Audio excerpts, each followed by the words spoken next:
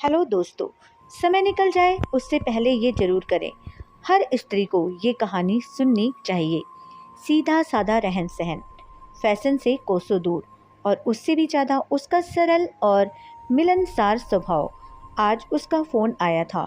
जानवी, दरअसल उसकी शादी भरतपुर में हुई, पर नौकरी के कारण स्थायी तौर पर वो जयपुर में रहती है। जब समय मिलता है हम जी भर के गप्पे मारते हैं। आज वो अपने पति, बच्चों के बारे में, सास ससुर सभी के बारे में ढेर सारी बातें कर रही थी। तभी मैंने पूछा, नौकरी करती है या नहीं? उस पर वो बोली, पहले नौकरी करती थी पर अब नहीं। मतलब समय ही नहीं मिलता। घर के काम, बच्चों का स्कूल, ट्यूशन, खाना बनाना, घर की साफ सफाई, सास ससुर का ध्यान रखना, उनकी दवाई पानी, सब समय से और नियम से देना। ये सब करते करते खुद के लिए समय ही कहाँ मिलता है। पति देव ऑफिस जाते हैं तो मैं घर का सब कुछ मैं ही देखती हूँ।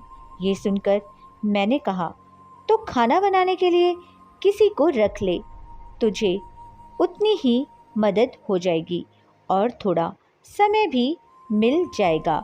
जानवी बोली, नहीं नहीं, घर के लोगों को पसंद नहीं आएगा। उन्हें मेरे हाथ का खाना खाना ही पसंद है। सास ससुर के लिए तो कम नमक तेल का खाना बनाना होता है, वो किसी और से नहीं हो पाएगा। मैं ठीक हूँ।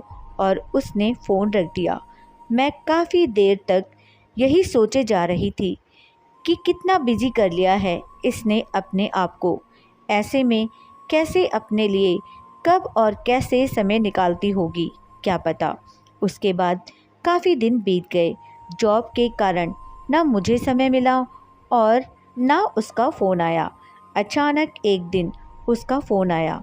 मैंने उठाया तो उसकी जगह उसका पति बोल रहा था और उसने जो बताया उसे सुनकर मेरे पैरों तले ज़मीन खिसक गई। उसने बताया कि 4-5 दिन पहले ही उसकी मृत्यु हो गई। ये सुनकर मैं निशब्द हो गई। ऐसा कैसे हो सकता है? कल जो मेरे साथ बात कर रही थी वो आज इस दुनिया में ही नहीं है।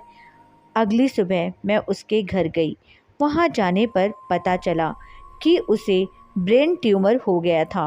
वैसे उसे माइग्रेन की शिकायत पहले से ही थी, पर वो सिर दर्द को हल्के में लिया करती थी और इस बार तो उसने ध्यान ही नहीं दिया। डॉक्टर को दिखाया तो पता चला लास्ट स्टेज थी। 3 महीने अस्पताल में थी पर कुछ नहीं कर पाए। आज वो हमारे बीच में नहीं है। मुझे बुरा भी लग रहा था और पछतावा भी कि मैंने क्यों समय निकाल के उसे फ़ोन नहीं किया। 2 महीने बीत गए थे। इस बात को एक दिन मन में आया कि जानवी के पति को फ़ोन किया उनका हालचाल जानने के लिए। फ़ोन इसलिए भी किया क्योंकि उनके सारे काम जानवी ही किया करती थी। बड़ी मुश्किल होती होगी उनके लिए जानवी के बिना रहना। मैंने उन्हें फ़ोन मिलाया और पूछा कि कैसे हो। उन्होंने जवाब दिया कि अभी वो क्रिकेट स्टेडियम में हैं। ये सुनकर मुझे बड़ी हैरानी हुई। मैंने पूछा, घर में सब कैसे मैनेज करते हो? तो उसने कहा, घर काम के लिए एक मेड रखी है, बच्चों को संभालने के लिए फुल टाइम मेड रखी है और माँ बाप की देखभाल के लिए फुल टाइम नर्स रखी थी। सब कुछ अच्छे से मैनेज हो जाता है और उसे भी टाइम मिल जाता है।